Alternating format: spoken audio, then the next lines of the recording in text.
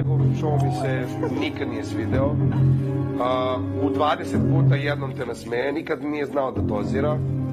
Pokazivao je neke loše osobine što se mene nije svidelo i njegovo ponašanje nije baš za ovo mesto. Ne možem ja trpiti da priča onaj koji je manje vremena, koji više nego duplo ima veći honorar, koji je manje doprinio ovdje, koji manji pečat ostavio.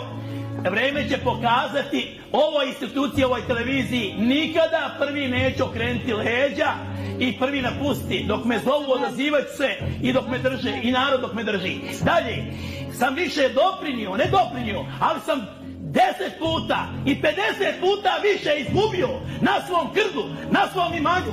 Od 150 krava imao sam samo 9 roteoca prošle godine, osim ostalih gubitaka. Šta je on izgubio? Pričam, više nego duplo imao veći honorar.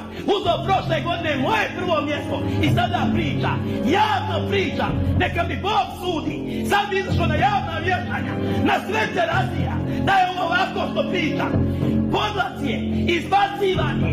Mogao sam da mu vratim. Jači sam vojnik za podbućce i fizički jači. Nisam htio da mu vratim. Zato sam nagrađen.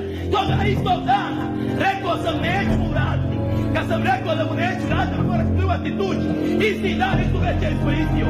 Ja sam ostao pristamak pri svoje riječi. Ispoštovo i nisam mu to vratio. Zato me nagradila televizija. On mi je bio Mrs. Falkman. Crveni karton dobio.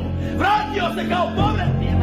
Rekao sam, znaju Marić, ako on ima pravo iznad mene na neko prvo mjesto, otvorite vrata da izađe, dajte 20.000 on, poštete televiziji, da idem vratiti svoj posao, imamo čega živim. Ja sam ostao i da vam kažem, ne samo za telefon i za suradnju, nezakoncu koji je radio i da nije to odradio, on nema prvo mjesto pravo.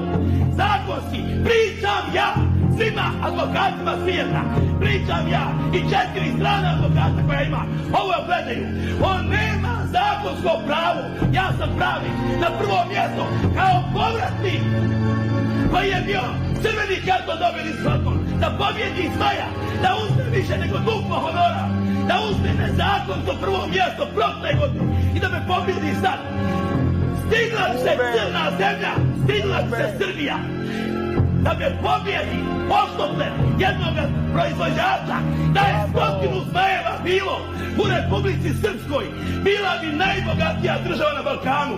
Ja sam čovjek bogat, ja sam čestit čovjek, ja sam pošten čovjek, ja neću ukrasti, ja neću raditi ono što on radio.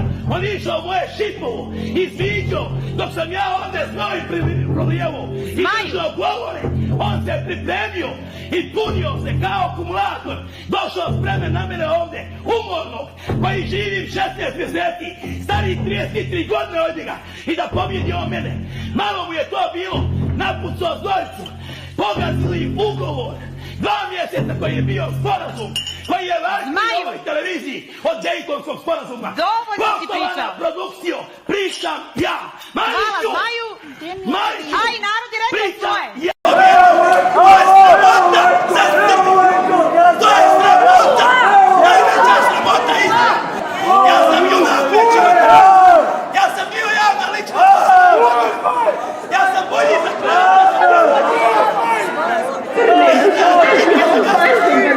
Ja sam put program. Ja sam pokretač gledanja Happy televizije. Nije Gastos. Pričam ja. Moji govori probudili su i bogate u Srbiji, i siromašne, i pobožne, i ateiste, i sav narod. Ja sam pokrenuo gledanost. Lako je gotovom djetetu čača biti.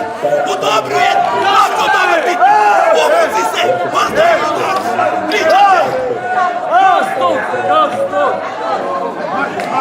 Kad bi ja progovorio, ne velja za televiziju, šta je radio Gastos u televiziji, no neću zbog televizije i njezinog integriteta i njezinog identiteta.